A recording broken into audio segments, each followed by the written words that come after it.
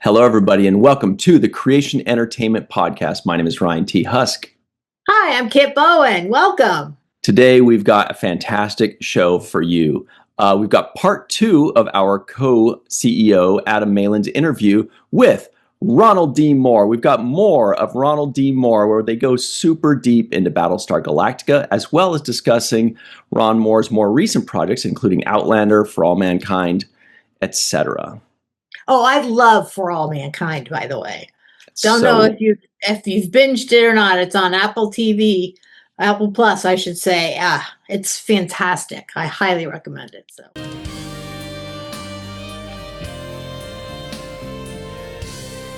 Hi, folks. In a career spanning over 4 decades, Ronald D. Moore has established himself as a premier American storyteller and showrunner. Through projects that span the gamut of historical fantasy, speculative science fiction, horror, and martial space war epics, Ron has consistently raised the bar on television narrative, both through development, writing, and the team of amazing production artisans he gathers for his endeavors.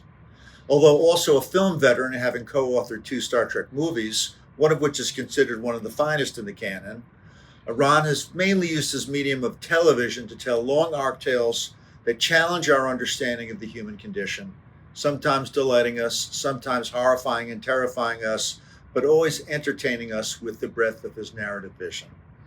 I hope you enjoy my wide-ranging discussion with Ron as much as I did talking to this unique and enduring talent.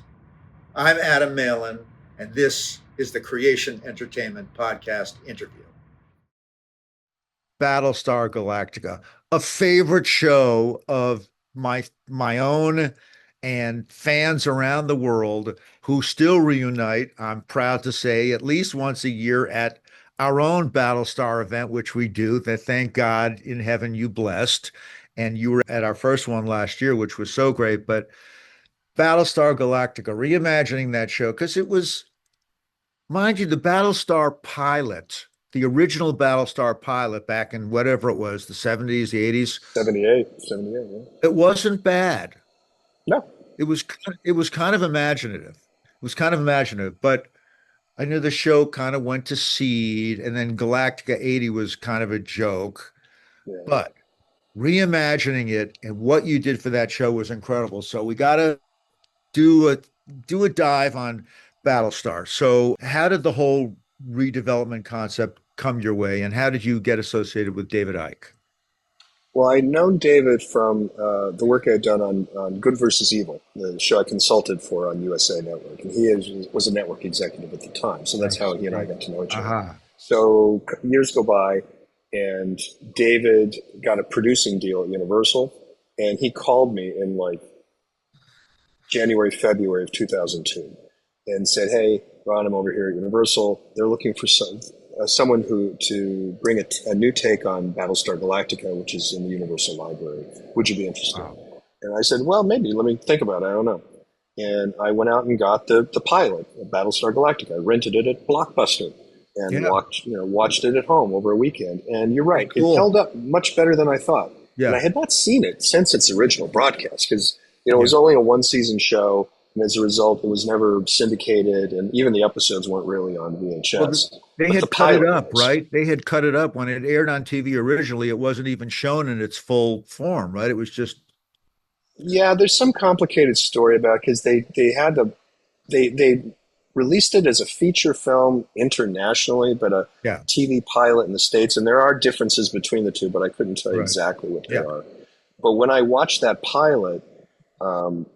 In the aftermath of 9/11, now we're talking about 3-4 months after the 9/11 attacks. Wow. Now I'm watching, a sci-fi show about an apocalyptic attack, that wipes out the human race. And it's about the survivors, right? Eesh. And I just knew immediately that this was an opportunity to do science fiction that was a social commentary that could talk about what we were all going through at the time and really sort of do it in a way that the audience would bring to the table all their feelings and emotions about what they were actively going through while they were watching our fictional characters in this other universe go through it. So it was an enormous opportunity, like right off the top.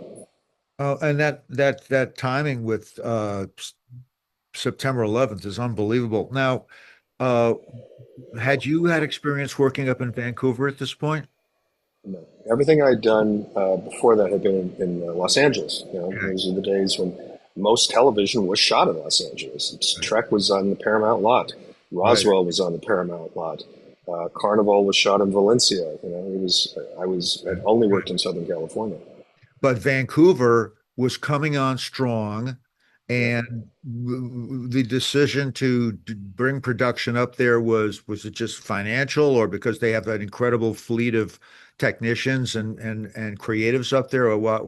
How did that It was a happen? combination of the two, but it was primarily monetary. It was like today. It was just cheaper. Costs were cheaper. Labor, construction. You got a better. The currency exchange alone was actually saving them money, and it had a very uh, experienced base of crew and artisans and production facilities up there. So that decision was kind of made very quickly to do it in Vancouver. And I think Vancouver is incredible. And I think, what you accomplished up there practically, as well as some of the groundbreaking CG work that you did, it had never been seen on episodic television before. But I think the one of the biggest things that defines the show is the fabulous cast that you had, the Yeah, amazing ensemble. amazing things. Just talk of, 30-second comments about these people. Michael Hogan. Oh, experienced veteran actor that didn't get enough credit for all the other work that he had done, that was really respected on the set and really funny, lovely man, James Callis. funny beyond belief, whip smart, life of the party, and takes the craft very, very seriously. He's a jokester. He's a brilliant improv, but he's deep into the process at the same time. Tomo Pennicott.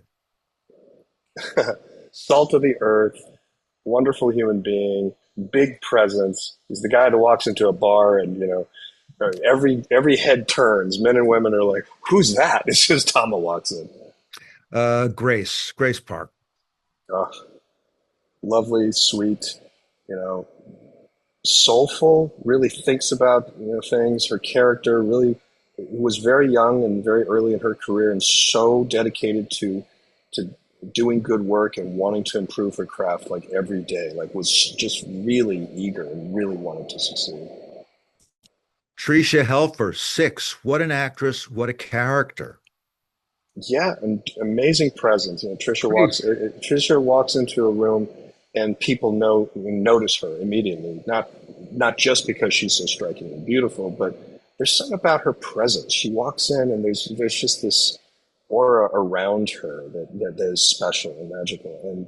And she was a model, but was again a very dedicated actress, and thought a lot about the character and the possibilities for the character. And every time we gave her something new, a different version of Six, she always gave a different performance, and it was always like, oh, we could give Trisha a lot. I think Trisha, people underestimated her. I didn't. And she's also got that Midwest salt of the earth upbringing that really, just makes her such a solid lady. Jamie Bamber. Jamie's great. Jamie is like, you know, He's not he like his lights. character. He's not like his character. He's full of life and light. He has a smile, and he likes to laugh, and life dances in his eyes when you're around Jamie Bamber. And again, I keep saying about all of them, they all love the work. They all love digging into character and thinking about it. And Jamie's incredibly well read, especially in the classics. And Jamie knows an awful lot about acting and knows an awful lot about literature. And he's very, very smart. Okay, the great Mary McDonnell. My God. Mary's, amazing. Mary, I wrote the part for Mary, because I had, when I was writing the miniseries, I was watching Donnie Darko, which Brian Fuller had turned me on. And Great film, by the way. great film. And I Yeah. immediately responded to her take on the character in the movie, which was the mother, which could be a really thankless role. And, but she made something out of it. And there was an intelligence and an empathy in her that I immediately responded to. And her intelligence and empathy as a person comes through in the characters that she creates. She's so thoughtful with her characters and what she brings to them. And then, of course, one of the guys that I idolize, Eddie James Olmos. I mean, oh my God, getting One of the that greats. guy to top line your show. Holy Toledo. How did that all come about? Wowzers. You know, it's a miracle. He was at the top of our list. David, you know, you always write these dream lists of cast of Yeah. potential actors for every role, and Yeah. they're almost always bull. And you never get any of these people. And Edward James Olmos is like the first name. And lo and behold, he responded to the script, and he wanted to God. meet, and he was very serious about it. And he was really like, he saw enormous opportunity in the role and in the show. He believed in the show. He was all in from the beginning. And his seriousness of purpose infected everyone else, especially among the cast. Like he and Mary set a tone for all the other actors, most of whom were very young and very, you know, relatively green. Yeah. But the way he and Mary comported themselves, you know, the way they treated the material, the way they honored each other's work and pushed each other and found different layers and took it incredibly seriously. It just, that he established a certain, you know, atmosphere on that set that was incredibly important for what we did. Adama is such an epic character.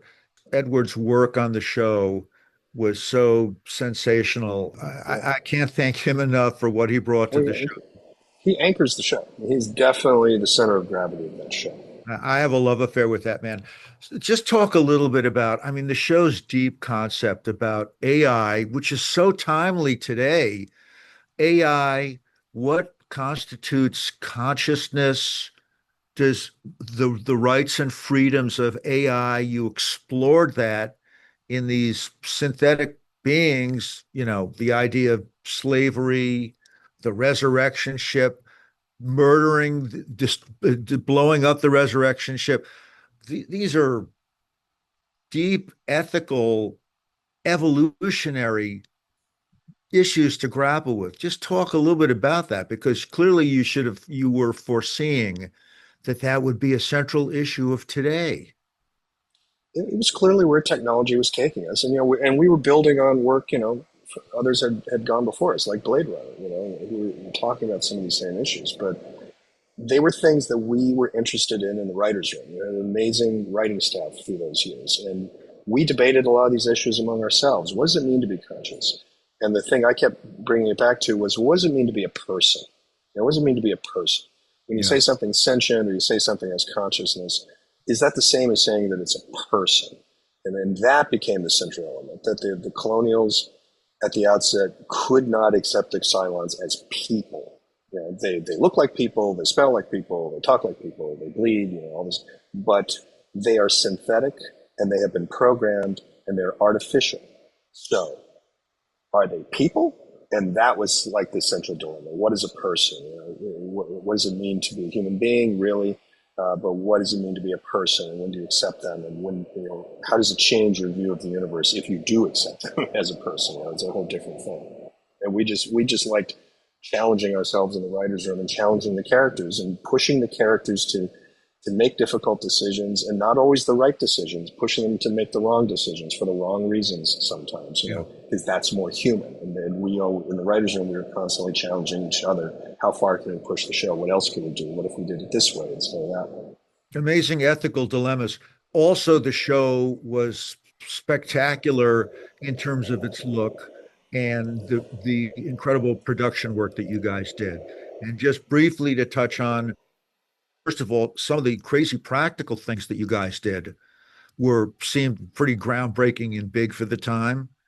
But then also the CG work was so ahead of its time, particularly the use of the camera work, the sort of journalistic style of camera work that made the CG just look practical. You created a whole visual feel for the show that felt very much journalistic. Yeah, I mean, the aesthetic came out of things that I was frustrated at Star Trek, frankly. You know, Star Trek, as much as I loved it, I felt got a little stodgy in the way they shot things, a little too slow. The editing style, the camera setups, they almost never went handheld unless they absolutely had to.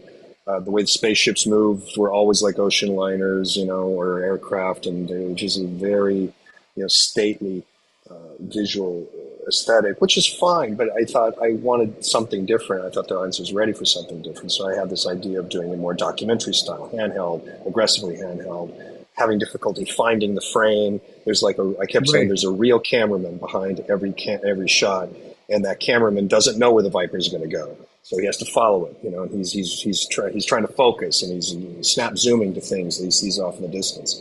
And that aesthetic then became the show. But it's really the late Gary Hutzel who was the one who took that idea and made it real. And Gary I'd worked with him at Deep Space Nine, and he was amazing at Deep Space Nine. He had a bunch of Emmys for that work, Yeah. And then he was transitioning from shooting models, practical models against blue screens, to the CG world. And not everyone could or did make that transition.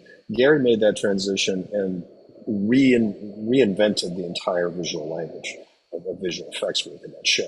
I just went back and watched 33 just a few weeks ago, and it's amazing how many visual effects shots there are in just that episode. And it got more and bigger as time went on, because Gary built an in-house visual effects unit. We didn't just, we used some outside houses like Zoic, especially in the beginning, but bit by bit, Gary created his own in-house unit. And just broke all the rules. And we had so many more shots than we had the budget for. I don't know how we could afford all the things that he did, plus the stylistic approach that he brought to it, the poeticism that he has in some of those shots, the emotion that he has in some of those visual effects shots, not just the action, but the feeling of what's happening in visual effects. I mean, he's one of the great unsung heroes of Battlestar Galactica. Gary was a genius. And by the way, 33 is an incredible episode, and you guys won a Hugo for it. Yes. I mean, it was amazing. Now, I got to get off Galactica, even though I could spend days talking about it. 4 ships from Galactica that I have a love affair with. Of course, Colonial One. Yeah. The Resurrection ship. Yeah. So cool. Watching the destruction, that was really pretty upsetting. Mm-hmm. Oh yeah, they were all great designs. They all had to read very quickly on camera, so you knew exactly what ship was what. So it was important that they looked very different visually and structurally. And Colonial One comes out of the idea, obviously, of Air Force One, but we wanted it to have been, just a regular commercial liner in its previous life. The Resurrection ship was designed to have a more spiritual, sacred-like, cathedral-like feeling to it, because this is literally where they were reincarnating. It almost has the look of Calatrava's architectural design from Valencia. You know what I'm saying? Yeah. Get that sort of vibe. And then I love the base stars. I love the base stars. Yeah. They're so great. Yeah, base stars are, and they're very cool and terrifying. And that was the points where, at first when Gary sketched out or showed me concept art of what it was, I was like, I don't know, I like the original base stars. There was a place where I was leaning more towards the original base star design. But as we got further in the process, they were scarier. They were just scarier, and they had a really cool aesthetic, but they were still honoring what the original base stars were like. So we went with it. And of course, your own take on the battle stars were, really fantastic. And it was just a great era for you, and an incredible point of your career that, fans, are forever grateful for. And, we're passionate about here. And of course, I also thought Caprica was an incredible spinoff. What happened with that? They just, they went for it. Sci-Fi Channel commissioned the first season. It did, the ratings were mediocre, and they just weren't willing to keep going with it. And David and I fought hard to keep going, give it another day. I felt like they should have just given us one more season. We had given them Battlestar Galactica. I thought that we had earned a second season, so we were pretty disappointed that they weren't willing to just keep going, because we were trying to do, again, something very different. We were trying not to just do another Battlestar Galactica. We were trying to do this other show. And we just needed more time. We just needed more time to really find its voice, and they just wouldn't give it to us. All right, one door closes, another one opens. Just some quick stuff. Were you involved at all in any of the Mission Impossible movies? Yeah, Brandon and I Two? wrote Mission Impossible 2, What which what was did amazingly fun. what'd you do on that? We wrote it. We wrote the script. And then Robert Towne came after us and rewrote it, and we ended up with we have the story credit, and I believe Robert Towne has the screenplay. I see. So did you get to work with Tom? Oh yeah, we met with Tom like every day for like a month and a half, something like that, at his house. He was a remarkable guy. Really liked him. Really enjoyed him. He was funny, fun, very driven, but could laugh, liked to laugh, make jokes. He was cool, and he was a great guy to hang out with. It was a really fun experience. I think he's a huge fan of the genre too. I think it's pretty obvious by the films that he's done. Oh yeah. So yeah, I admire him a lot. Were you involved at all on a possible redo of John Carpenter's The Thing? I was. I did a version of a prequel to The Thing movie that took place in the Swedish base, where the thing was discovered. And but they didn't go with that version of the script, so they started over and went with somebody else. Yeah, I thought Carpenter's The Thing was one of the cool monster films of the 80s, It's an amazing film. I love it. Back in the days of all practical, prosthetic animatronic. Oh yeah.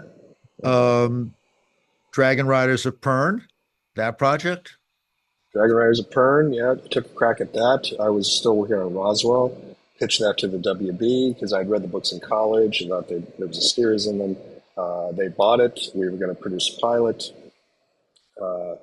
Got very close to shooting it, like within a week or two of shooting it, and they brought in another writer to do a pass on my script, and I hated it because it was terrible. It was a terrible, terrible script. It was all like making it teen, and younger, and hey man, those dragons are cool, and I was like, One of those things.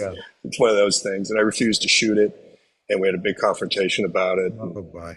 I said I wouldn't do it, and they said, well, if you don't, then we're going to just deep six the whole project. And I said, okay. And that was it. So for a minute, I thought, wow, I've really screwed myself. This is my first pilot. I may never get another one, But in the long run, it was a good thing. It was, when I say I'm not going to do something, it gave me the credibility that if Ron says he's not going to do it, he's not going to do it. So it just sort of gave me a certain amount of credibility. It's all good because out of all this eventually came Outlander, which is such an epic show. My wife and I love that show so much. How did that fall into your lap in the first place? How did that first come about? Since Galactica was winding down, my wife Terry and I and Meryl Davis, my producing partner, we were having dinner in Vancouver, and we were talking about potential projects, other dream projects. And Terry and Meryl started talking about this book Outlander that they had both read separately but never talked about. They were both very excited, and oh my God, I love those books, and it could be amazing. And they said, Ron, you should read it because I like historical fiction. It's a female lead, and it's really interesting. Got some time travel in it. I said, okay. And so I sat down and read the first book, and I was sold. I was like, oh, I see it. I get it. As I was reading it, I was going, oh, well, here's the pilot. Here's the characters. Here's the first season. Here's the first book. And I just responded to it and saw immediately the possibilities. So it took a while to get the rights. It was years, actually, because the rights holder was interested in doing a feature at that point. And so the initial response was no. And Meryl was just a dog with a bone. And she would go back and call the rights holder every year and say, okay, are you ready to do a TV show? And eventually they said, yeah, okay, the feature just isn't going to work. And then we took it to Sony and then took it to Stars. Had you approached Diana at that point initially? No, not until we got the rights. Once we had the rights and we knew we could take it out, then Meryl and I flew to New Mexico, where Diana lives, and we spent some time with her over a weekend talking about the project. And she was great. She was very welcoming. She said right off the top, I don't do what you do, and so I'm just gonna have to trust you that you know what you're doing. And I was like, well, thank you. And, we will try to do the most faithful adaptation that we can, because, you always have to make changes in an adaptation and make it work for television. But we want to honor the books, and we want to keep the fans. And, it was a good relationship right from the beginning.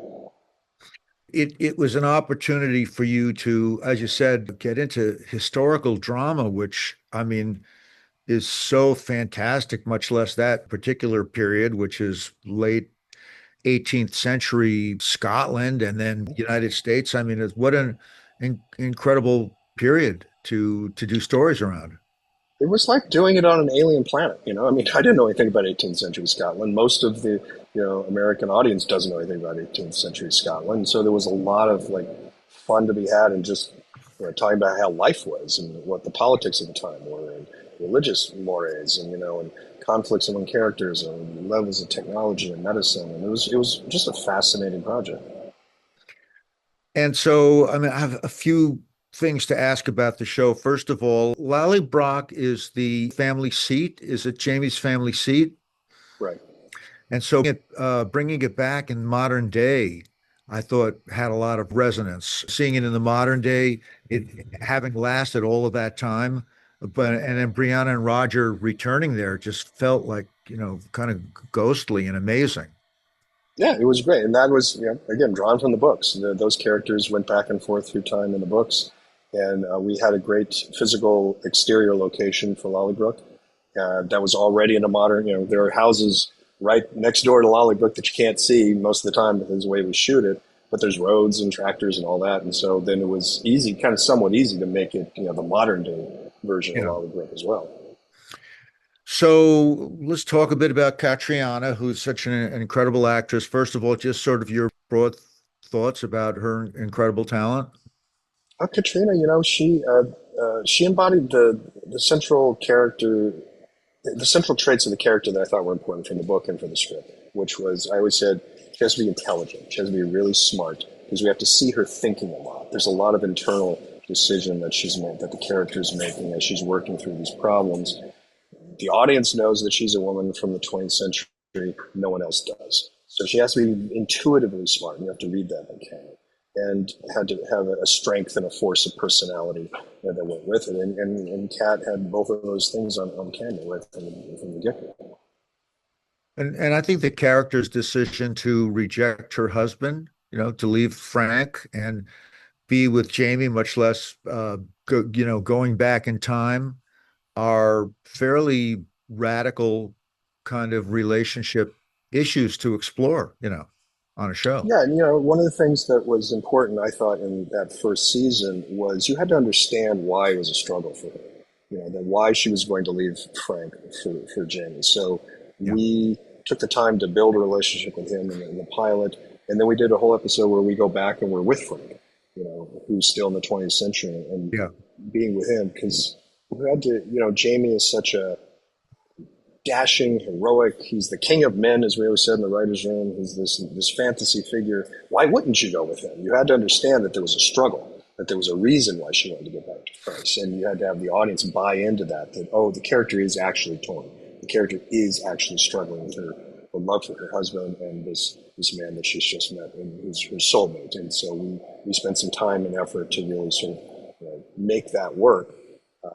And then, of course, he comes back in the second season. So, you really understand what that marriage was like once she did return. And, I mean, Claire and Jamie's relationship and marriage is a steamy affair for television. This is Stars, and I thought it got fairly explicit on any number of occasions. Yeah. That was a good thing, but it was a pretty steamy relationship. Again, this was in the books. The books are very frank and full of sensuality and sex, and it was part and parcel of what we were doing. And Stars was they said, bring it on. This is what we're now. They had done Spartacus, and they were not afraid of that kind of adult content, and we said, okay, then we're going to embrace that aspect of the books as well. And what about the incredible chemistry between Kat and Sam? I mean, oh yeah, that's the hard thing. You never know. You have to take a leap of faith. You do what's called a chemistry test. For two leads like that, where you bring them both in before you cast them and you put them on tape and you just see how it works. And even so, it's still a leap of faith. And it seemed like it worked with them. It seemed like they sparked to each other. It seemed like it was going to work, but you never really know until you're doing it and got an episode and cut it together, and but it just worked. And it was clear that that was a great match. And I mean, over the course of all the seasons, I think that Sam and Cat really grew into each other, Yeah, and that their relationship became, very real and interchangeable with their characters. I mean, it was a completely organic, natural experience between those two, yeah, which is yeah. part of the central magnetism of the show, I think. Absolutely, it's one of the key reasons why people have embraced that show and love it to this day. Now, there have been 1,000 members of the cast, but just one standout for me is Graham McTavish. I'm just a huge Dougal fan. And I thought it was awesome that in the last season you brought him back in a flashback. So, Oh, he's great. Graham is, much like his character. He's bigger than life. He's the life of the party. He likes a good whiskey. He likes telling stories. He's just full of vim and vigor. one of the storylines that I've enjoyed on the show very much is the one between Jamie and Lord Grey Mhm. and all of the consequences that came out of that. Um, Jamie is heterosexual and Lord Grey is gay, but they have their own unique love between the two of them, which Yeah. doesn't have to be defined by gender orientation. I thought that was also something really special for the show. It was. It was great. And I was glad we did that storyline. And that, again, just had to keep going back to Diana. That was in the books. We pulled that from the books. A lot of those scenes have dialogue from the books, and that relationship was very important to the development of Jamie's character and the sort of the larger mythology of that world. When does the final season drop? I don't think there's been an air date announced, to be honest, and so I'm not exactly sure. Yeah, it's going to be tough to let it go after all these years. We got pretty personally attached to it. I know it's hard. I mean, I went back for the last week of shooting in Scotland, and I hadn't been back for a few years because Matt Roberts has been show running the Yeah. series for several years now, and so I hadn't been back to Scotland and seen the cast and walked the sound stages, and it was emotional. It was like, wow, it's been 10 some odd years, more than 10 years, since we Crazy. started it, and so to see it end, it's bittersweet at best, But it's always. It's difficult. I remember the end of Next Gen and the end of Deep Space and the end of Battlestar, and endings are hard and they're bittersweet, and you say goodbye to this family of people that you've worked, shoulder to shoulder with for a very long time in very difficult conditions to create something amazing. And if you're successful like those shows were, you've touched an audience and you've done something that's going to live beyond you, for many years, and people will enjoy it for a very long time, and that's an incredible feeling. So there's an enormous satisfaction at the end of a show like that. You can really look around and you're on the top of the mountain. I think you can feel very, very proud of your accomplishment in Outlander. It's an outstanding show, and we're all amazing. And if you're successful like those shows were, you've touched an audience and you've done something that's going to live beyond you, for many years, and people will enjoy it for a very long time, and that's an incredible feeling. So there's an enormous satisfaction at the end of a show like that. You can really look around and you're on the top of the mountain. I think you can feel very, very proud of your accomplishment in Outlander. It's an outstanding show.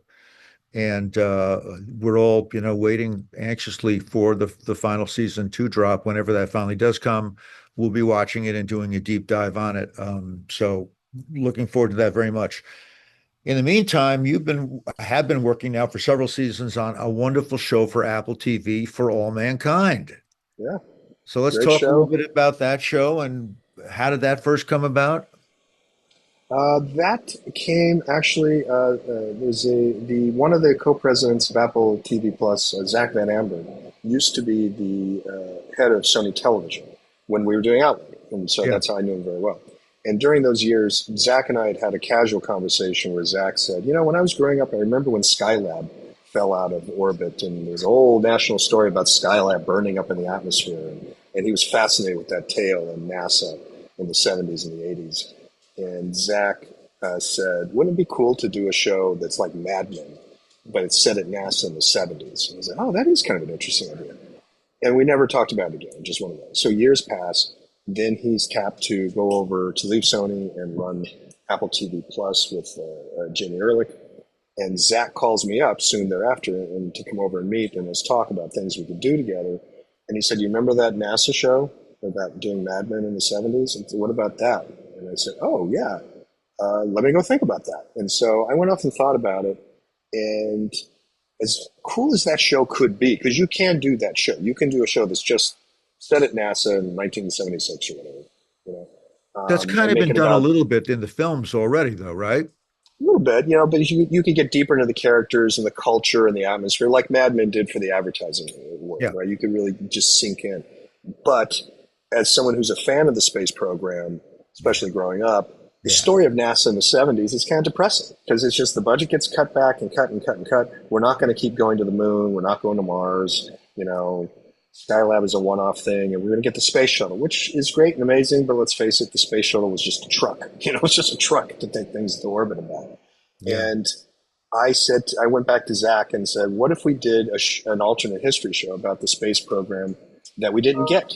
That the one I thought I was getting when I was a kid, where we kept going, where we had moon bases and we had bigger space stations and we go to Mars and we really step out into the cosmos in the way that was a dream. And he said, well, that's amazing, but why would that happen? Like why would they have kept going? And I said, we'll go think about that. So I reached out to a friend, Garrett Reisman, who's an actual astronaut who'd been on this, both the space shuttle and the International Space Station. And I'd known him during Galactica days. Like he even did a cameo in Battlestar Galactica. And I talked to him in orbit once when he was actually on the space station while I was at Galactica.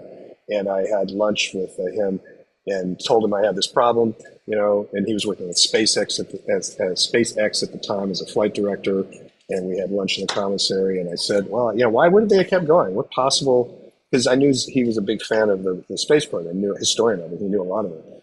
And it was Garrett who just said, well, you know, not a lot of people know this, but the Russians tried really hard to go to the moon. I said, really? Because I know the American program really well. And what I'd always read was that the Soviets didn't really try. Like they just kind of gave up in the late 60s and just didn't do it. He said, no, they built rockets. They tested them. They had the spacesuits. They had a lander. And they just couldn't pull it off for a variety of reasons. But if they had gotten to the moon, it might have been a very different story. And I realized in that moment, oh, well, that's the story. If the Russians beat us to the moon, it would have changed everything. The whole history of the country and the history of the world would probably have changed. And that became the premise of the show. And it's incredible. And the alternate history that you've created is amazing. It's great and fun. And I really got to indulge in my nerd love of history once again. And all of us in the room really had fun. It was like we had too many ideas of the way history could change, from the big and the small, the butterfly effects to things that were more obvious, to how is pop culture possibly change, how would music change. We had just tons of ideas. On every season, the challenge was trying to figure out which of the hundreds of ideas that we have could we actually do, and which made sense to do in the story. Where does the show film? In Los Angeles, at the Sony lot. It's in L.A. Yeah, it's in L.A. And they're also... It was important to do it in L.A., just to expand on that, because L.A., once upon a time, was the heart of the aerospace industry. There was a lot of people in the area. There was a lot of props and facilities and installations, and there was a wealth of material we could draw on for the show that was very important for the show. Plus all the costume houses, plus the big prop houses and the artisans. And it was like, it cost more to shoot the show in Los Angeles, but it was really important for that particular show to be shot there because it allowed us to really give it an authentic look and feel. That's really interesting and really, really true that LA was sort of the center of space aviation, really, in so many ways. Yeah. The show also seems to have really, really big practical effects in addition to CG. How much of that, some of that set work that I see looks unbelievable. Is a lot of that practical, or is a lot of that sort of virtual extensions? I mean, because it looks, some of it's crazy. I mean, it's both. You know, it's a complicated show too. It depends on which sequence we're talking about. But you know, we have practical actors and sometimes stunt players in actual practical spacesuits. Some are real spacesuits, some are replica spacesuits. They're on rigs and gimbals to simulate either weightlessness or the 1/6 gravity of the moon. And we have partial exterior spaceships built on set, and then we will digitally extend the spaceships. For instance, like the lunar lander, the classic lunar module on the surface of the moon. We built the descent stage, which is the bottom of it, with the ladder and the gold. And we did not build the top. Like the top is a digital creation, but we have the interior of the top as a practical set.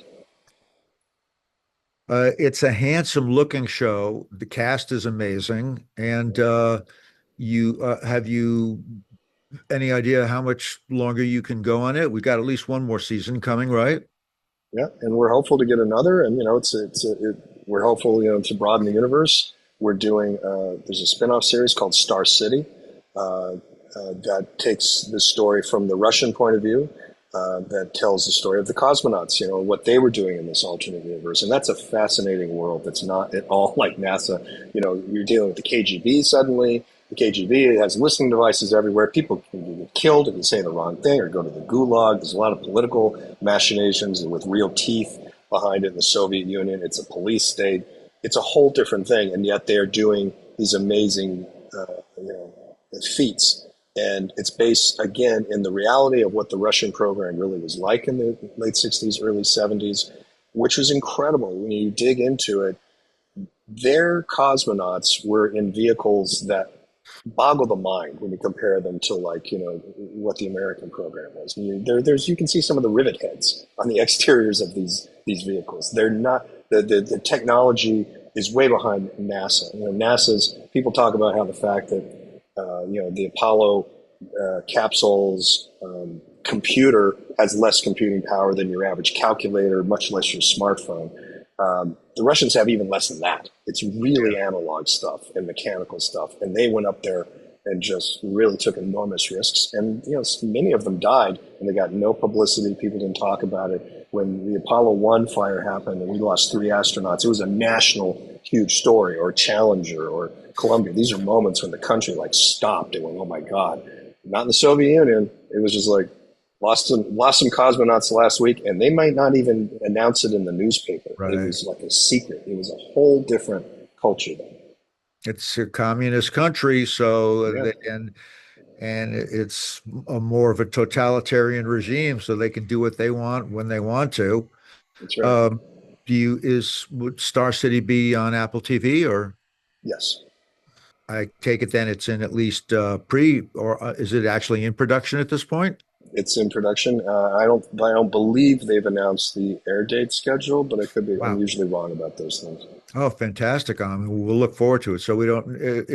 I assume it would drop in 26, maybe, or probably. Again, I don't know offhand.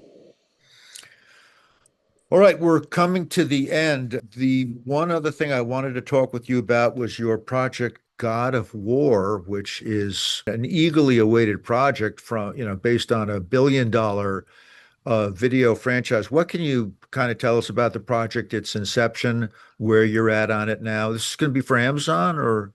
For Amazon, yeah. I can't talk about a lot of it yet. It's still early days. We're writing, scripts. No one's been cast. None of that's been settled. There's no air date. It's just early days, and Sony asked me to take a look at the project. I was fascinated with the world and the sort of the mythology of it. Cory Barlog, who directed and created God of War 2018 and was involved in God of War Ragnarok. I have enormous respect for him, and I've talked with him a few times. Our intention is to honor the game and do it in the spirit of the game. It's an adaptation, so just like Outlander, this changes. There's things that you're going to make to make the transition from one form to the other. But it's an amazing piece. I think there's a lot of potential in it.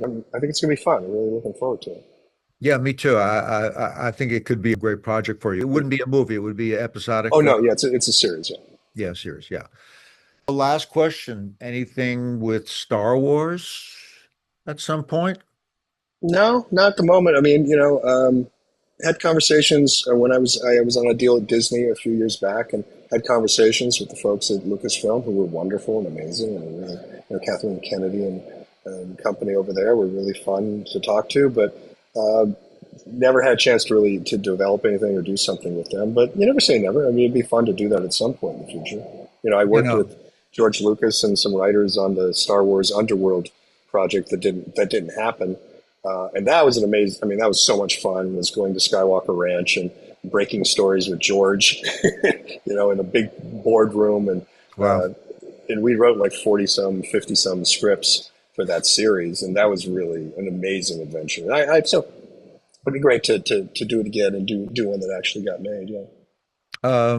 Well, I'd love to see you do something in Star Wars. I'm not sure if all of our viewers know that you won the Outstanding Television Writer Award at the Austin Film Festival last year. Congratulations for that. Thank you.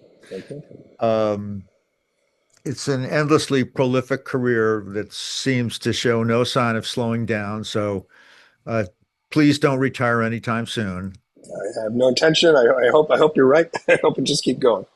And thank you for all the wonderful work that you've done particularly for all of us genre fans. And we hope that you will stay invested in the genre, which you've been able to do so much wonderful work for.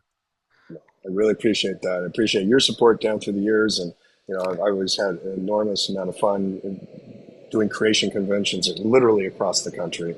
And I look forward to doing them again, from now on as well. Right. Well, you're very generous with your time, Ron. Thank you so much. And Absolutely. we look forward to seeing you again in the future. Ronald D. Moore, thank you for joining us for the Creation Entertainment Podcast interview.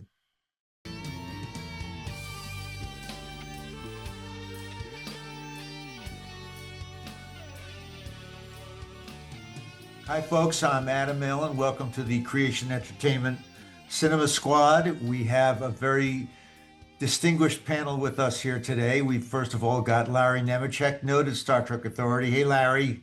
Hey, Adam. This is great to join you guys. Yeah, it's long overdue. And Creation's own resident Star Trek expert, Mr. Ryan Husk.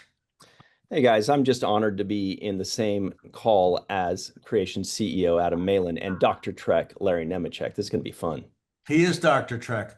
And, we have our giant, humongous Vegas show coming up, which we're all girding up for. We're all excited about it. And a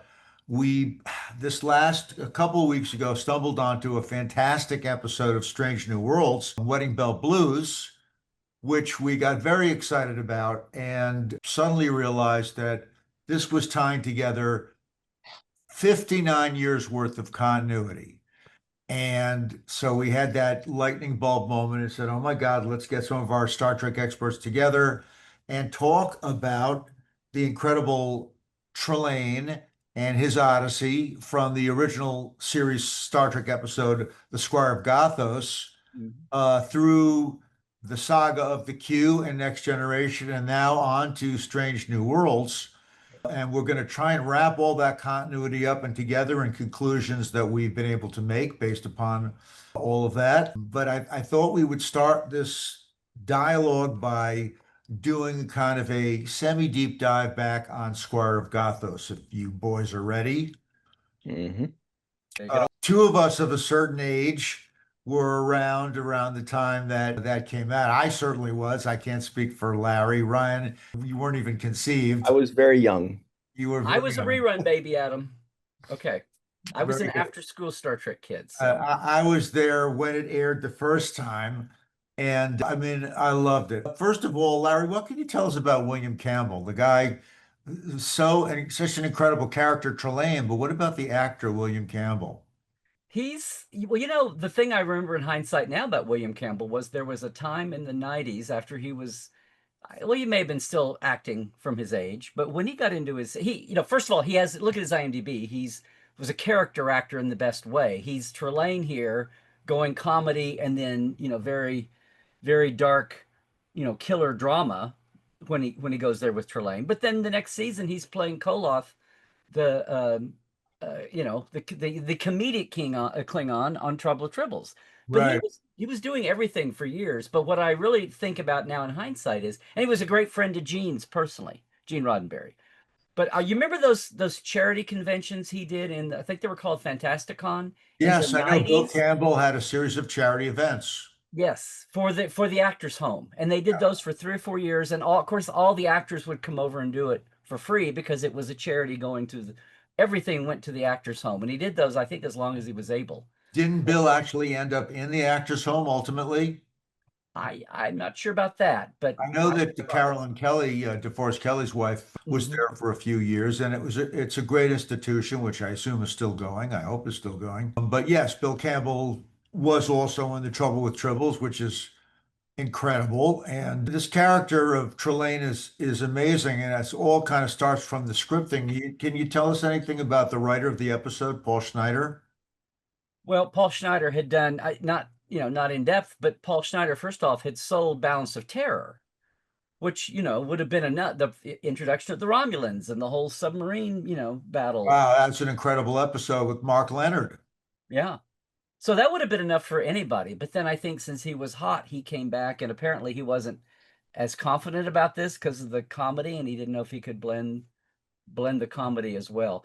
And I don't know if I cannot find a reference to this anywhere, but when I was in grad school in theater, I read a play that Gore Vidal wrote, and he's known for many things.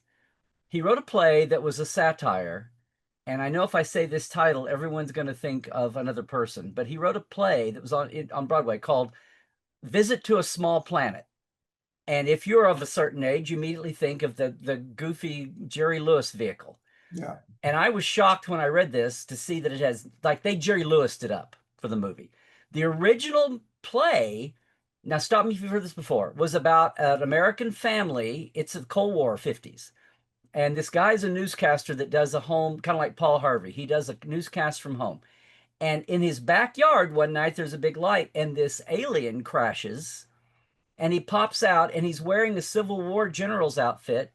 He's landed in the wrong time, but he was time traveling, and he turns out that he's just a kid. And he thinks it's amusing, and basically he's gonna wind up starting World War III just for kicks. And there's characters in the play and all that. But I read it, and he even talked. I was like, my God, did Paul Schneider rip off Gore Vidal? Because it's Well, exactly. You can kind of feel a little of the DNA in there. It's so that's why. So I directed it for a small production size thing, but I was like, this is, and none of the kids in the cast had any idea about Star Trek, but a couple of people that I knew did. I was like, Very cool. This is just like Trelane and Squire of Gothos, and so but I've never seen a connection to that or seen Paul Schneider. So I don't think it's just a coincidence. I guess. Yeah, but I mean, it's an incredible piece of writing, the episode, and let's sort of kind of recount our way through it. We'll kind of follow some of the threads in it. One of the first things I thought was amusing, right at the top of the episode, is coffee being served on the bridge of the Enterprise. I mean, I'm not really used to that, but the yeoman is serving coffee to Kirk. Like 3 or 4 of them have all got coffee cups up there at the same time. It just seems like a strange 60s cultural touchstone. Yeah, just they're trying to make it look like a workplace. Just just like you at your workplace. You're all sitting around in the break room having coffee. And then, of course, there's always the usual startup repartee between Kirk and Spock and McCoy, right, Ryan? I mean, it's like the triumvirate, of every episode. Yeah, and I kind of wanted to jump on a little bit what Larry mentioned earlier on. Forgive me, but I didn't even make the connection that the actor also played Koloth, and then of course he reprised his role in Deep Space Nine, which so clearly they loved him there, yes, but also he's not the only one that was loved, but obviously Paul Schneider was loved because we're bringing Trelane back, and if you remember in the last episode of the first season, The Quality of Mercy, I think it was called, they actually basically reprised Balance of Terror, his other episode. He wrote 2 episodes, and they were both, picked up on or referenced in Strange New Worlds, which is really interesting. Yeah. Yeah, obviously Paul Schneider was a seminal writer of classic Star Trek and created some amazing canon for them. So as the episode continues, they encounter this alien world, and I thought it amusing when they beam down onto this alien world. They're going to wear environmental suits, and that consists of a mask over their mouth. So no consideration of, what is the pressure like? What is the temperature like? We'll just wear masks just in case the air isn't quite right. And They that's tried. Yeah, at the beginning they were still trying. They had no money, but they were trying. we encounter these elaborate sets, really kind of amazing. If you look at the construction there, either of you have any comments on the set work? It was pretty lavish. I just want to jump in and say that I did notice that. And my first thought was, first of all, that it looked great, like when Kirk comes around and sees the building.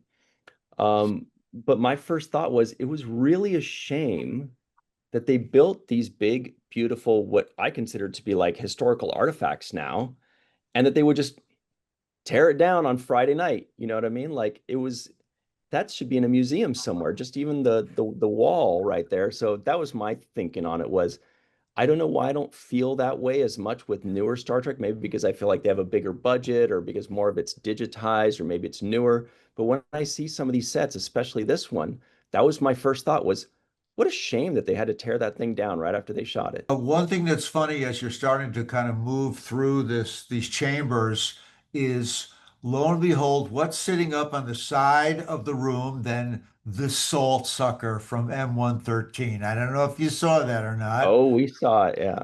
What the heck is he doing there? Or she? Well, that just shows you how powerful Trelane is. He's bopping around, he's found another, because remember the one that they encounter is supposed to be the last of the species, right? So Yeah. what is Trelane Well, doing here? and as long as we're mentioning the Salt Sucker, of course, it's a nod to the incredible costume work of Projects Unlimited, who created all of the bears for Outer Limits, a contemporary show of that time, but also, a lot of the kind of monsters and aliens on Star Trek. And you can sort of see the lineage and look between some of the Star Trek monsters and Outer Limits monsters. They're pretty similar. So we get to meet the incredible Squire of Gothos, Trelane. And this character that William Campbell has created and that Paul Schneider has written, he's a remarkable character. What are the things about Trelane? I'm in love with the guy. What are some of the things about Trelane that you guys really like or admire or find so interesting? Well, just the fact that first of all, you think he's a joke. I mean, the way they wrote it, and then the way he performs it, William Campbell performs it. You think he's a joke, and then he keeps turning sinister, and then it flops back, and then you think, oh, Kirk's found a weakness, and then he, becomes deadly, and he plays, and at the beginning they think, oh, come on, this guy's, an idiot. Well, we're clearly superior. He can do mumbo jumbo, and he has a little, a plate of gems, and he claims to be so all-knowing, but he's picked the wrong time, right? He does speak in the royal we, however. And so even from the beginning of it, there's the shadowing that he comes from some kind of a collective is foreshadowed. And of course, we'll get to all of that about the Q continuum, but he does seem to have an interest not only in medieval and European history, seems to be particularly interested in the crew member LaSalle as a French guy. By the way, who's the actor that plays LaSalle? Oh, you're going to catch me here. I'll look it up. I did check for a second because I was like, wait, is that Sean Kenny's first role? But no, he was like DePaul. So for half a second, I thought, wait, was that? But it was a guy I didn't recognize, but he did get a good amount of lines. I had another question for you guys. Michael Barrier. Yeah. Oh my God! I was madly looking for it, and I realized he's been in our shows, hasn't he? He had been, yeah. He gets promoted. Yeah. It's one of those things where they're changing shirt colors and all that. But yeah, he's the assistant chief engineer. Yeah, here. I noticed when I watched at least the version that was streaming that I watched, that the Enterprise looked like the kind of the special effects touched up version of it. Can either of you talk a little bit about the restoration work on the special effects that they did to the classic series that we're now viewing these days for streaming? Boy, I wish I could. I know a lot of people that can, and they love talking about it, and I love listening, but I don't retain it as well as most of the ship heads. because they Well, really know Well, their stuff, and it looks amazing. Though I can yeah. say that you can recognize the difference. this clearly is not the original model of the Enterprise that Yeah. watching the episode that I watched. Adam, if you mean just in general, Yeah. they, because Mike and Denise and Mike and Denise Akuda, Dave Rossi were all on the team, and a lot of fans back, it's been over 15 years now, but they were really wary because everybody remember what Lucas did with his remastered movies, but Star Trek, they Oh did yeah. CGI them, and it was a little bit of a hurry up at first, but as far as what they planned for, like the shots and how they stayed exactly true to the way they'd been set up. There was no zipping around, and this is modern just because we could make it modern. And they really held true. But the only time they got away from it was Doomsday Machine, and I think it actually improved it. But Well, I yeah, love the look of the Enterprise, of this kind of redo of the Enterprise. It certainly looked beautiful. Not that the original model isn't gorgeous, because it is. I also thought that Trelane has a fascination with martial history and warfare that I think is a little bit coming out of the Gene Roddenberry DNA as well, right? I think Gene had an interest in Yeah. martial history. hmm mhm. I wanted to add about William Campbell too, real quick. What jumped out at me on this most recent viewing was his comfort level. A lot of times, you have character actors. Star Trek's got a ton of them that are amazing, but every once in a while, you could tell somebody is performing. They're doing a shtick. They're doing something. He seems very comfortable, very natural, very normal. He doesn't look like he's acting. He looks like he could just wake up out of bed, eat cereal, and talk like this and act like this. And that's really important to making this character so believable and making him so memorable. We think of him as Trelane because he wasn't acting like Trelane. He embodied him. And so I really liked his performance. I liked his comfort level. I think he's an amazing actor. I mean, he is amazing. He's kind of like an intergalactic Liberace. He's definitely got an affectation that feels very natural, very energized, and perfect for the role. We also get to finally meet a new yeoman that I didn't recognize, Yeoman Teresa Ross, played by Benita Wolf. Any comments on the yeoman and her place in the story? Well, this was after they'd let Grace Lee Whitney go. As Which is controversial and sad. sad Very as that sad. was. And so I think a lot of the writers had a yeoman character for her. And after she left, because you get that chain of just one-off yeoman for a Yeah. while before it finally dies out. And she's, we don't see her again. She's a young actress. You can look at her IMDb. She's all over the place playing, but she was clear. This was clearly supposed to be Rand, and then they Yeah. probably kind of simplified it. Yeah, I forgot she existed. And then I saw her. I was like, wait a second, who's this?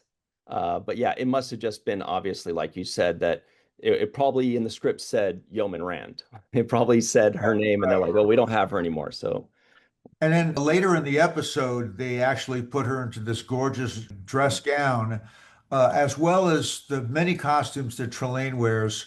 This is as good a time as any to say that Bill Tice's costume work is so magnificent and inspired.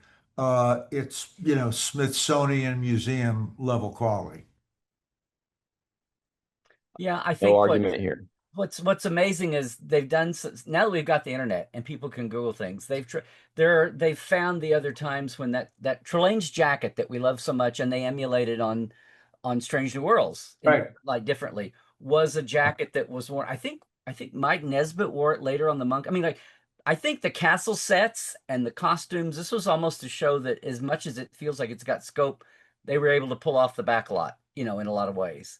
And it's funny because I don't know about her gown, that might have been a Bill Tice original, but I know his jacket was out of Western costume probably, and Crazy. pieces too. It's some beautiful, beautiful stuff there. And it's crazy to think that some of that is, like you say, just off the back lot.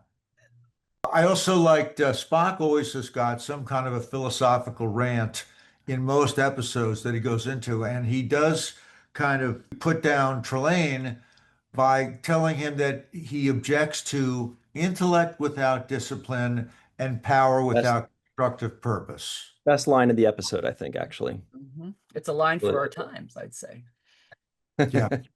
Just amazing, as well as Trelane's observation that in human history, we fight for the admiration, the attention, and the possession of women, which is also a comment of the times as well. Yeah. I hope so.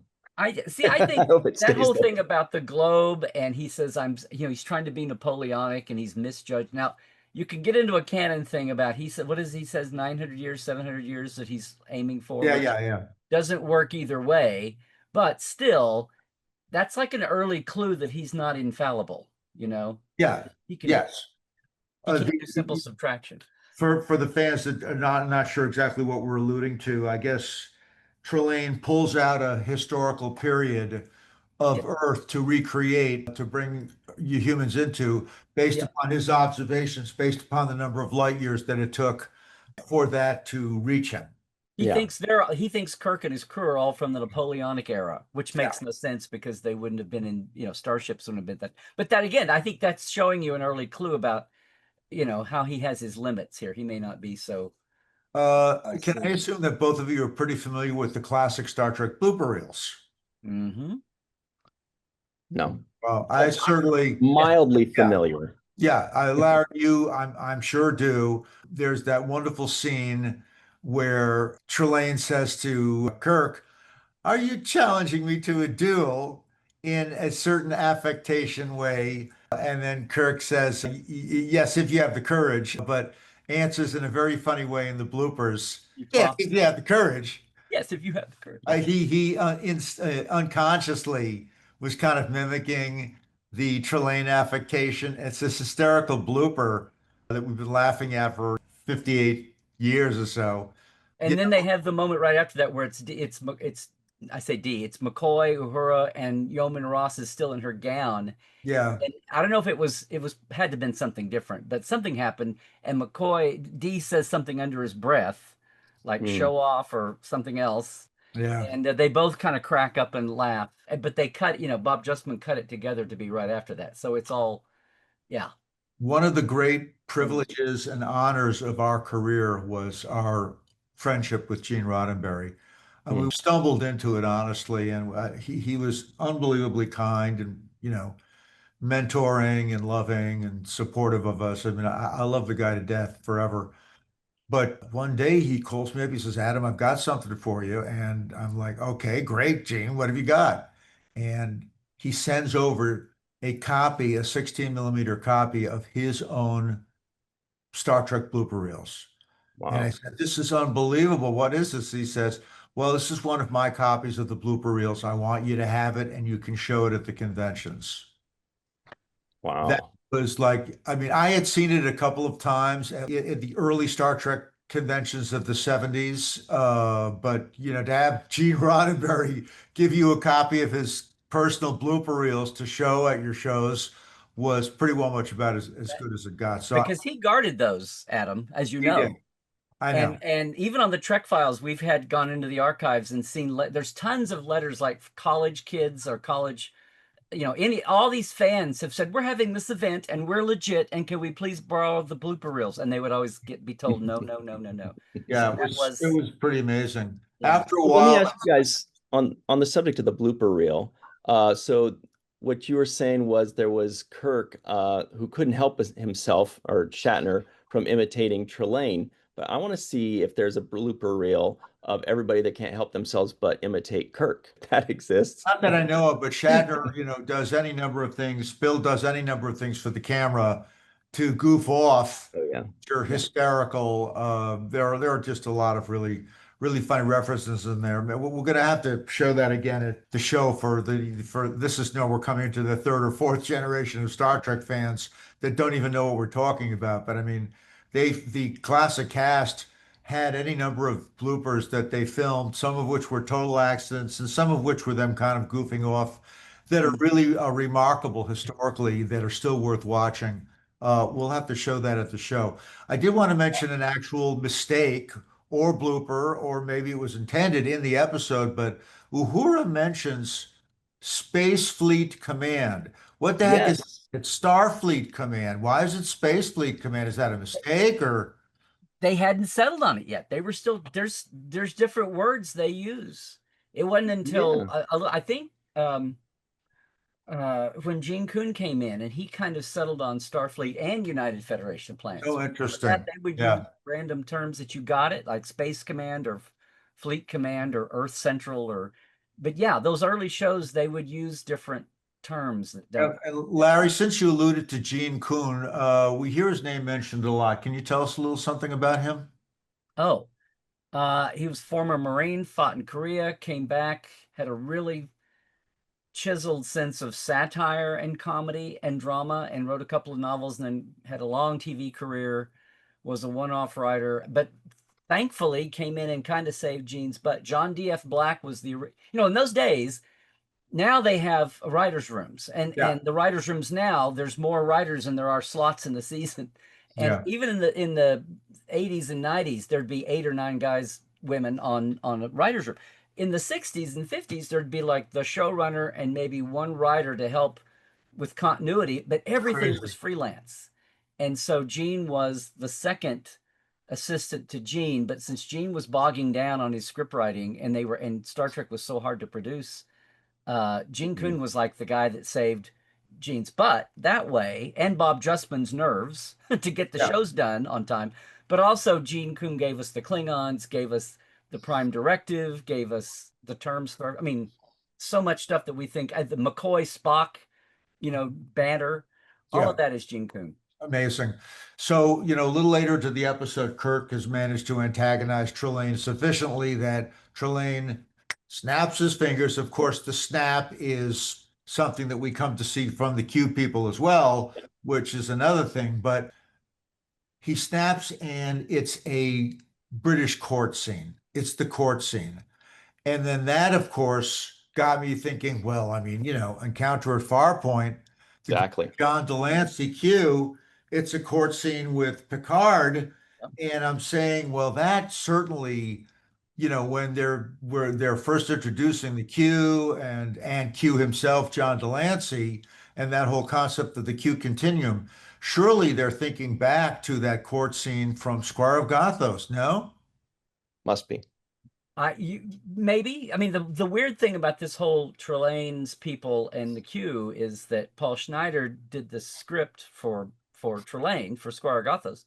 And then remember, Q was an add-on. Dorothy Fontana wrote the pilot as just a straight ahead, what's these aliens? What's this station at Farpoint? Which is kind of ho-hum, actually. They're introducing characters, but the plot behind it is really kind of ho-hum, and Gene thought that it needed a punch. And plus they expanded to 2 hours, not an hour and a half. Yeah. And he totally, over 2 or 3 days, just he just invented Q and totally grafted that on to the rest of the story. And Dorothy was actually a little pissed about it. But so anything about what was, and I know Gene talked about this a little bit over the years, but to really drill down with him, to be able to ask him now, I think people teased him, and I think he kind of just went, oh, what do you ever, are they the same? Oh, you, it's up to you. I'll let you think about it, or, teased it. But for him to say, yeah, I went back to Trelane and came up with Q, because Gene loved, Adam, Gene loved his super beings popping in at the last minute to run. So Q was all Gene out of the blue in the span of 3 or 4 days at the last minute and thrown in. I certainly feel like that kind of brings back that whole Squire vibe in that opening, and that again foreshadows the fact that Trelane was a Q continuum being. Now, I also just want to mention that there's one of those famous Captain Kirk kicks. This one is great. He's kicking from a tree, which I think is great. Shatner had his famous drop kick. Shatner is amazing in the episode. His chemistry with Bill Campbell is incredible. And of course, he can be very, very physical in his action too.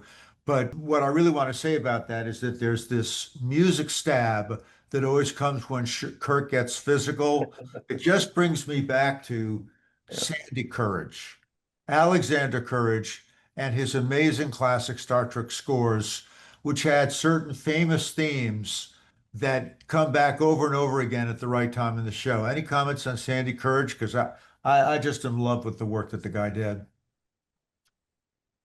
Those are things that are common and known forever now. People still talk about it. The younger generation of Star Trek still talks about, how certain characters had their theme songs or certain motions or action sounds, and they're so iconic to this day that that's something that lives on forever. And I know some of the newer Star Trek tries to kind of duplicate that a little bit in their own way, but it doesn't have that kind of magic because back in the 60s they were limited by budget much more than we are nowadays.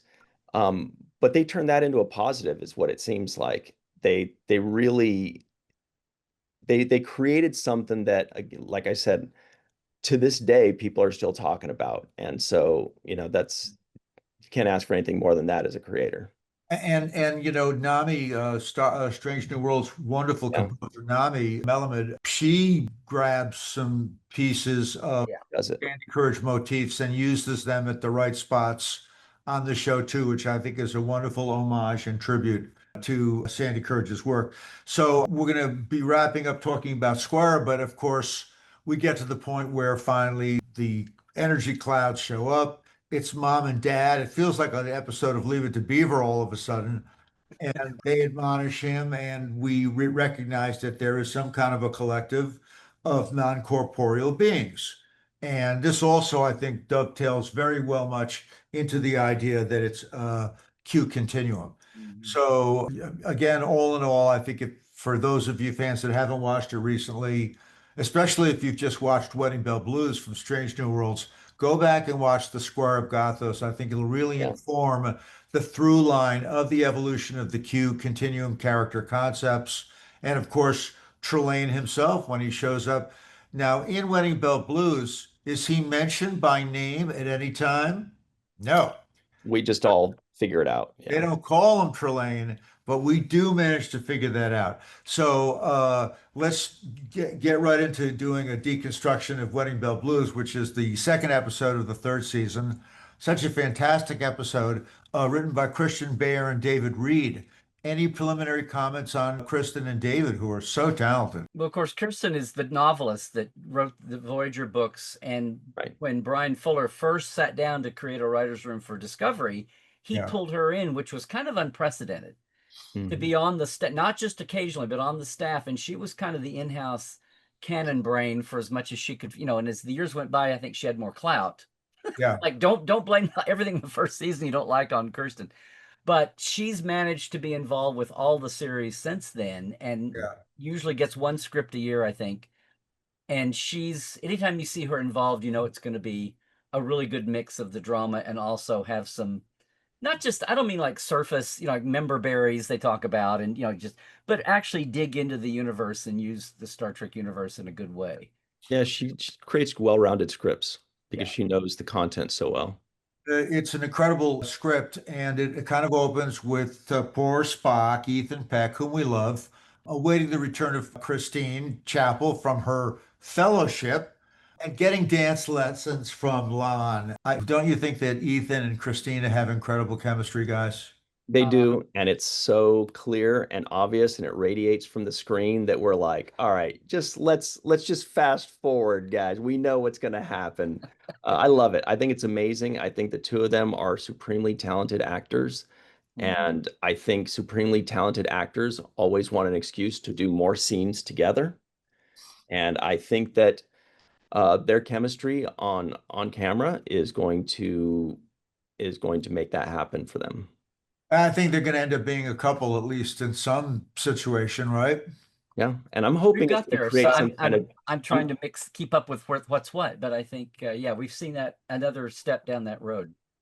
I'm hoping it's going to create some kind of drama with Captain Kirk, because remember she had a little thing with Captain Kirk in Tomorrow and Tomorrow and Tomorrow. So now it opens up the possibility. I mean, maybe not something big, but we know there's a little bit We're more talking about the substance. Paul Wesley Captain Kirk now. Exactly. Yeah, yeah. Well, and I'm still waiting to see what that last name does for her dramatically as they play out her Good point. character.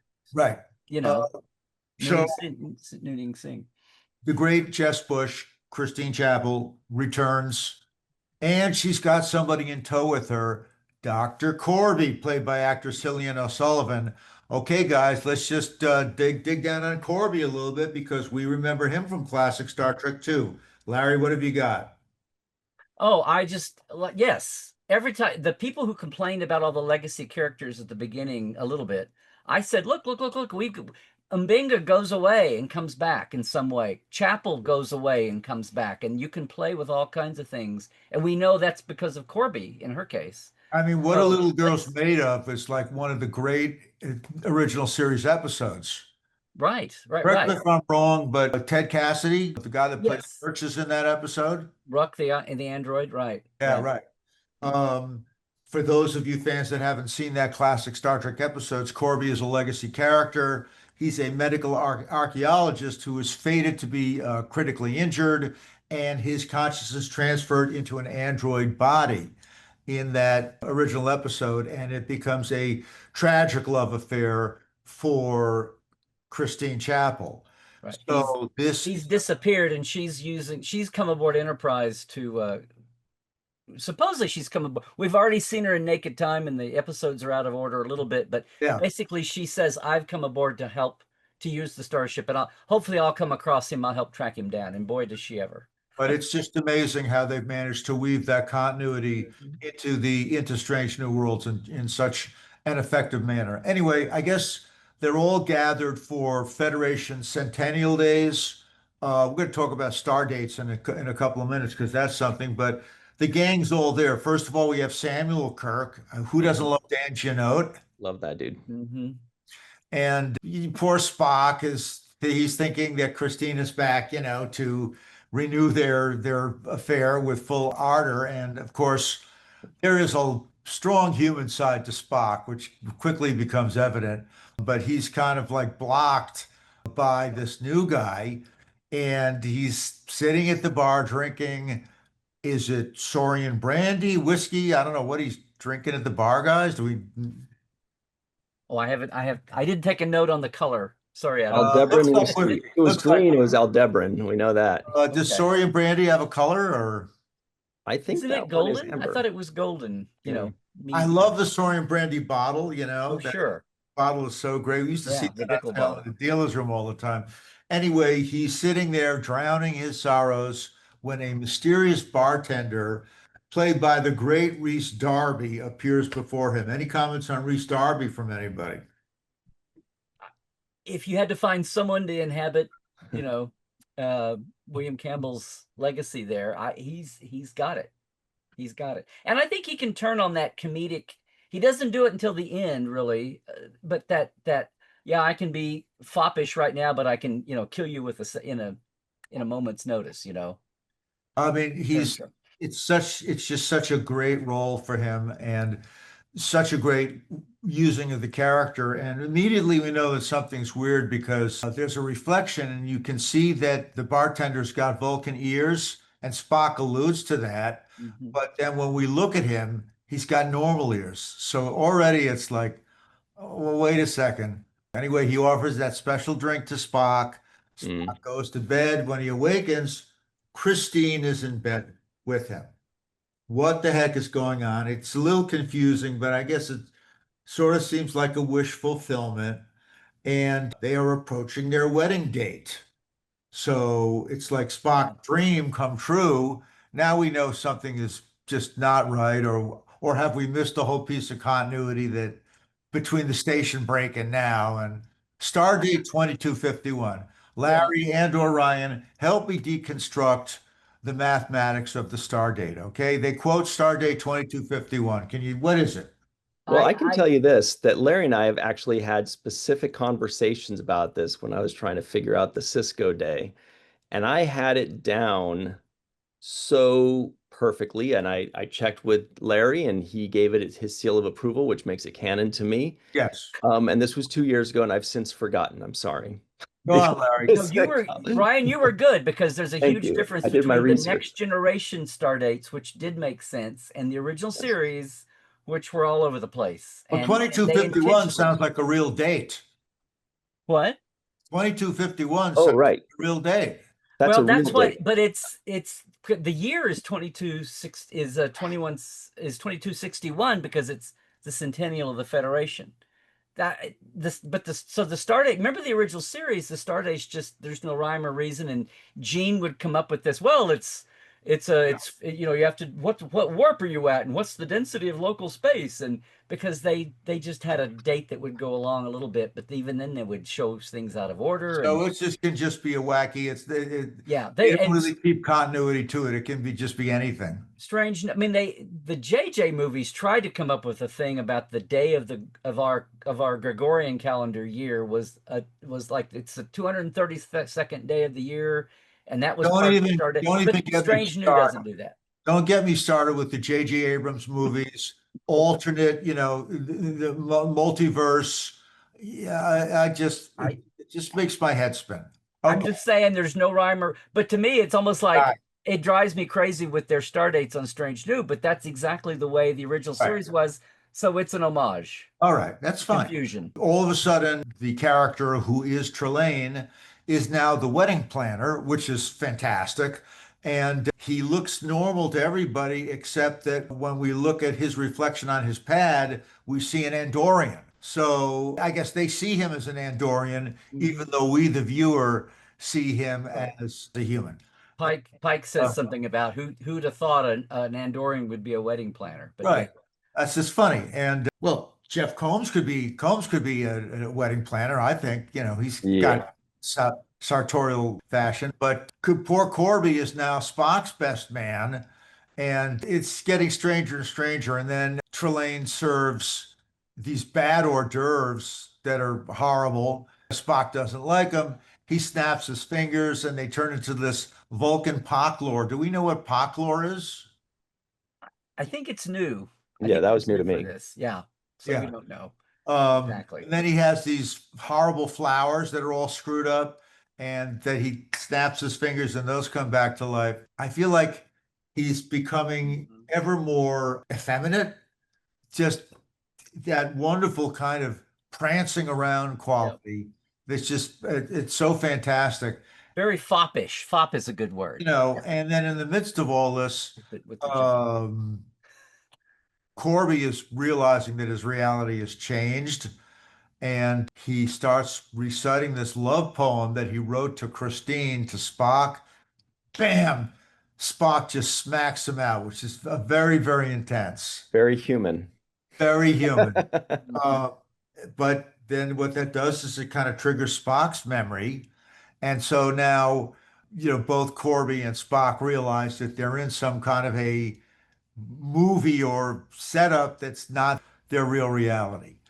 And Trelane shows up in that gorgeous Trelane-looking blue dress uniform by the great Bernadette Croft, who is Strange New World's patron saint costume designer. She's so talented. She's killing it. And we're going to talk a little bit about Christine's wedding dress, because that was over the top.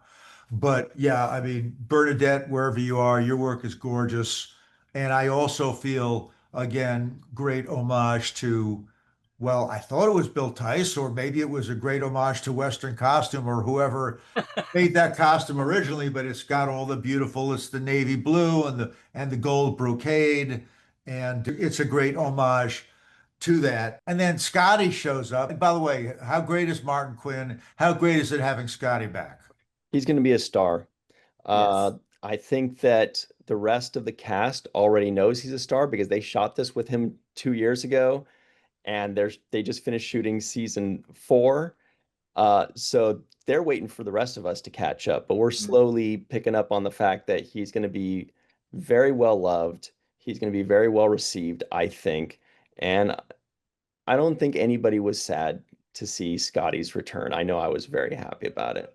But there was something that was a little confusing, because when he was offered something to drink, Scotty says he really touches the stuff. What's that all about? There's going to be a story there. That these writers are too responsible to leave something like that open-ended. At some point, they're going to address it, I'm sure. Every time something in Strange New with a legacy character does not quite jibe with what we know later on, in my head canon, I'm just like, there'll be a trauma. Something will happen. Something's going to get to be a heavy drinker. Some kind of arc. I Mhm. did notice a bottle of Saurian brandy somewhere around the bar Mhm. at some point. They did, yeah, they're great about picking that up. But did you notice at the wedding, at the fake wedding, they have Scotty in James Doohan's kilt and red dress Yeah, uniform? another unbelievable Yes. homage. It's crazy. Now Spock and Corby, they're calling Trelane on this whole thing, and he starts to get pissed off finally. And so one of the great things he does is he miniaturizes poor Spock, and he's inside the little bottle. I mean, it's just so great. So it's so funny. So TOS. And then he gets pissed Yeah. off at Corby, so he turns him into the maid of honor. And this is the first of several indignities that gets thrust upon poor Corby. The bulldog thing is even better, but that's pretty funny. Um, He's getting more and more Q, the way we remember John Delancey's Q, right? When he made Totally. Dr. yeah, Crusher into yeah, an Irish setter yapping, and yeah, yeah. sure. And sure enough, I mean, finally, Corby continues to protest the marriage, and he's a bulldog, which is, hysterical. But Christine, Jess shows up in an unbelievable wedding dress, and she's a vision. This woman is gorgeous, and this costume is so sensational. It's the centerpiece of the whole episode. This amazing costume by Bernadette. Yeah. You could just tell everybody's eyes are riveted on Jess in this costume. I mean, what an incredible creation. And how do you come up with something like that? My first thought was, where did this come from? Like, did she just say, okay, The loops and the stay with me here? Yeah. Okay, you know Medusa, right? You're like the opposite of Medusa. You look amazing. You don't turn anything to stone. And instead of the snakes on your head, they're all over your body. And she's like, I love it. Let's do it. But it's just like the creativity there. I think what's great about Bernadette and, most of the crew of Strange New Worlds is that they're willing to take chances. They're not afraid to just try something new that's never been done before because a snake dress is very new and it's never been done before. And, they don't need me to say it, but I'm proud of them for taking these chances and doing something great with yes, amen. it. Up and down the line, all the departments. Yeah. Yeah, I want to just mention a costume designer named Iris Van Herpen. You might not be familiar with her, but do some research, and to our viewers as well. Iris's fashion design is brilliant, and it involves a lot of 3D and computer assisted design of filigree filaments, geometrical shaped 3D patterns uh, applied into the overall fashion design. Iris Van Herpen. I believe that if I spoke to Bernadette, who, by the way, Ryan, let's get Bernadette as a guest. Make a note, please. Great. Um, I bet Bernadette would say that, yeah, Iris Van Herpen is definitely an influence on her, particularly on that costume design, because it is incredible. I've Uh, spoken with Bernadette before and she's wonderful. I think you should definitely speak with her. We should get her for sure. Yeah, she'd be wonderful. I mean, honestly, all of the costume designers for the various shows, particularly in the new group, Discovery and Strange New Worlds, and now Starfleet Academy, which the first trailers have come out now, and it looks unbelievable. Paul Giamatti looks like the bomb. It's fantastic. We should get a costume designers thing going for the 60th anniversary, Ryan. So please make a note of it. Mhm.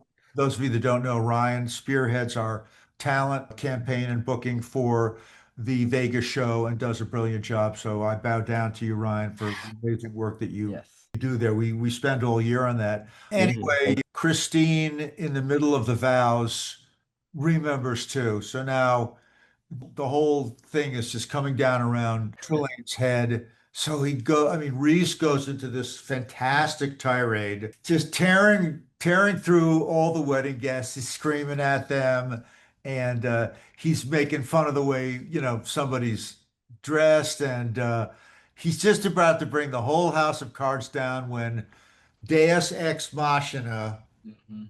uh, sure enough, it's an energy being arrives. And whose voice is it? It's John Delancey. Of course. Of So course. if you're so thick that you haven't already finally made the logical conclusion, I think that pretty well much puts the exclamation point on it.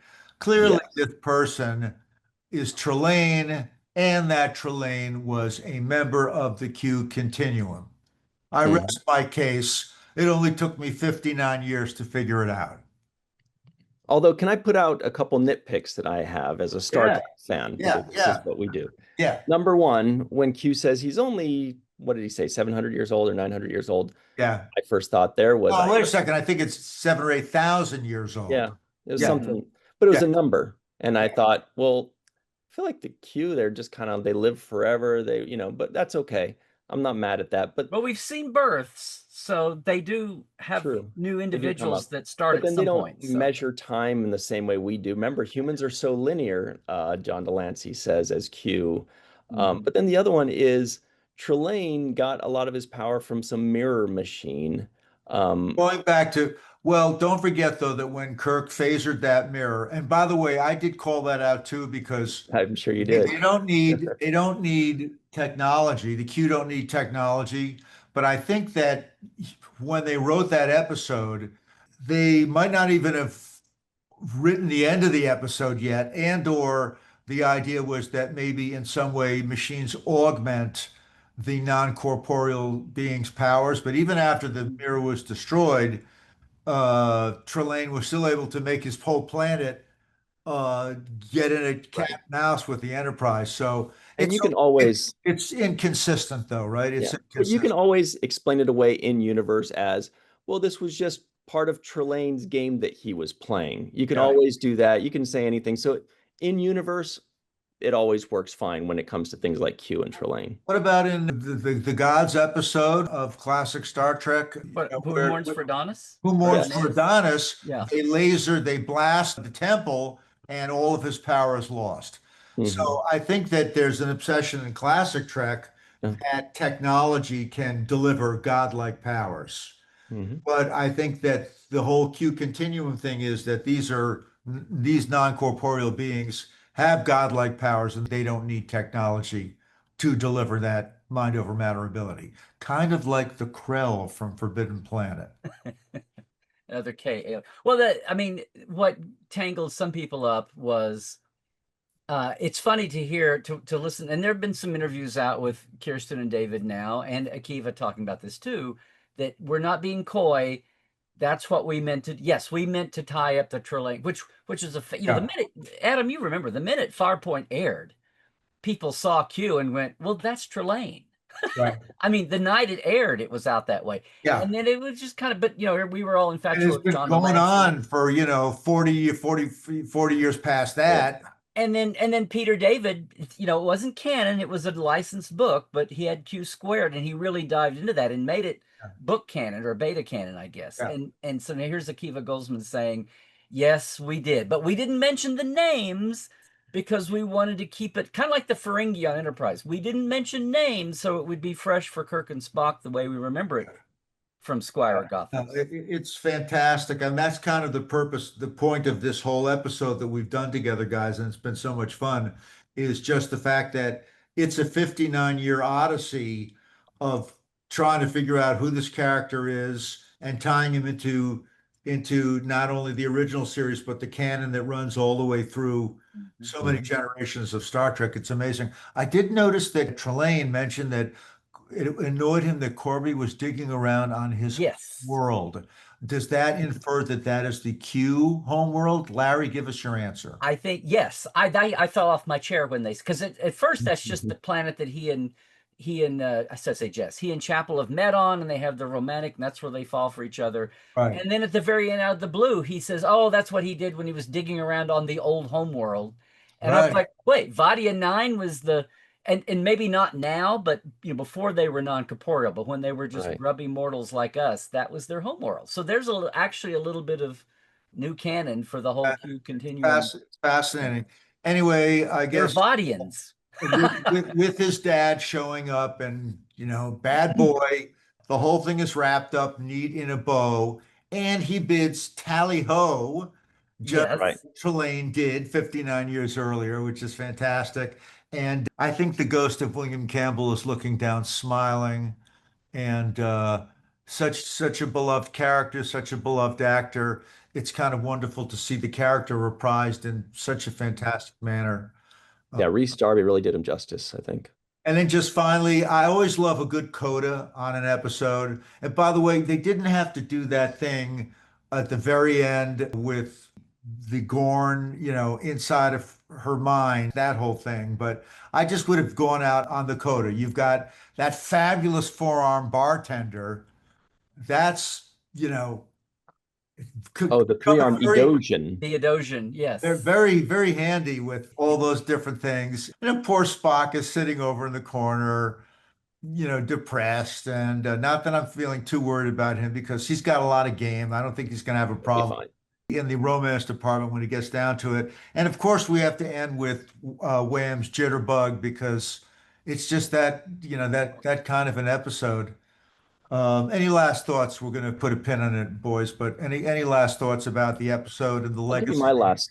that- I'll give you my last thought on it. I don't usually much care for like wedding episodes or things like that, but I was very pleasantly surprised and relieved that I like this episode very much.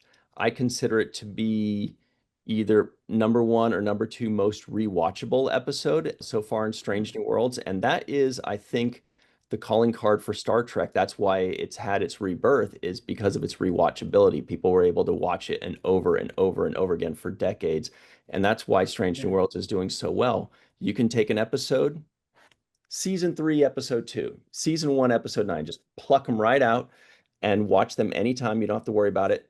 This is one of those gems. The other one, I don't remember the title, the Freaky Friday one with Spock and T'Pring. T'Pring was unbelievable. Was Just that a fabulous Time actor. Amok or Spock Amok or Yeah, something like that. Put So Amok Time Amok? those were the two for me. And so this one is really up there with most rewatchable.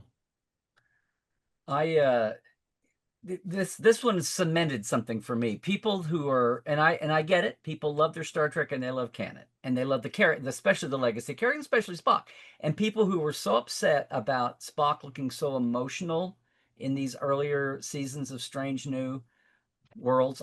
I always just want to call it Stranger, but it's like I was kidding before. But I think a lot of times when we see something that doesn't jibe with the way we know somebody later, it's almost like it started with T'Pring, and now it's going to be Chapel too, even though they both come back later. But the tone with both T'Pring and Chapel is going to be different than it is with later for Spock. And I think this is with the Pike family, and yeah, Uhura's there, except they've kept Uhura out of all the T'Pring business. Yeah. And Scotty is still kind of, Spock opens himself up to Pike and number one. And but that's not the crew that he'll be with. When we see him later with Kirk and McCoy and a senior Scotty, he's got it's almost like he's changed his friend circle. And at this time, it's like he's getting bashed around on the rocks of emotion. And I think at some point he's just going to learn from T'Pring and he's going to learn from Chapel and he's going to, you know what?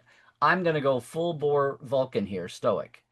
And so people who are worried about it looking different than 5 years from now, because he's still smiling with Kirk at the beginning of Where No Man, right? And I think this is going to be the trauma, the impetus that makes him the Spock that we know later. Yeah. And that finally comes undone a little bit in the motion picture, right? And Larry, those are wise words. And quite honestly, when those people complain about him being too emotional at this point, my advice to them would be get a life.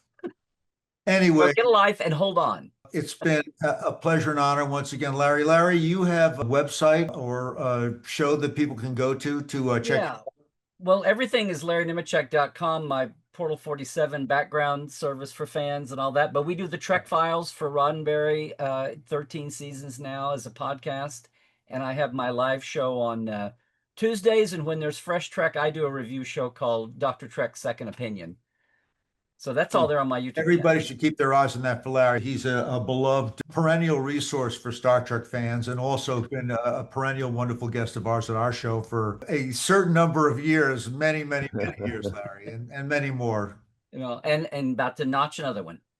You know. Another Vegas. And then again, Ryan, thank you to you as well, buddy, and congratulations on your wonderful achievement with Vegas, which is unfolding for all of you in Vegas at the Rio Hotel. If for some strange reason you're not already coming and you're within a couple of parsecs of the show, by all means, come on down because we're going to have a great weekend. CreationENT.com. That's CreationENT.com. There are seats, tickets, photo ops available, and your friends are waiting for you. Okay, that's a wrap. Thanks, everybody. That's the Creation Entertainment Pop Culture Cinema Squad. I'm Adam Malin. Thank you to everybody, and we'll see you guys soon. Bye. Yeah, bye. Trek well. Wow, what a great interview with Ron D. Moore. Once again, part 2. I mean, I'm telling you, he is such an amazing talent. Yeah. So what do we got on the docket, Ryan? Well, Ronald D. Moore, one of the greatest writers of our time, in my opinion, will be joining us, as well as like 150 other incredible people, at STLV Trek to Vegas. It is incredible. So many Star Trek and sci-fi stars. This is August 6th through 10th at the Rio in Las Vegas. Do not miss it. Tickets and info at creationent.com. Once again, that's creationent.com. It is the greatest convention in the history of the world ever, in my humble opinion. That's why I've been going for 17, 18 years straight. Don't miss it. It's so well known too in the whole convention world, and Adam and Gary created it as kids. It's pretty spectacular. They really built this company in a lot of ways off of Star Trek, and their love for Star Trek really shows in this convention. So we hope to see all of you there. There's still time to get photo ops, autographs, all kinds of special events, cosplaying workshops. You're going to go nuts. Oh, and by the way, 3 stages of amazing panels. And there's still admission tickets available. So everything is still available. So definitely grab your tickets as soon as you can. It's go time. We will see you there, and we will see you on the next episode of the Creation Entertainment Podcast. Bye.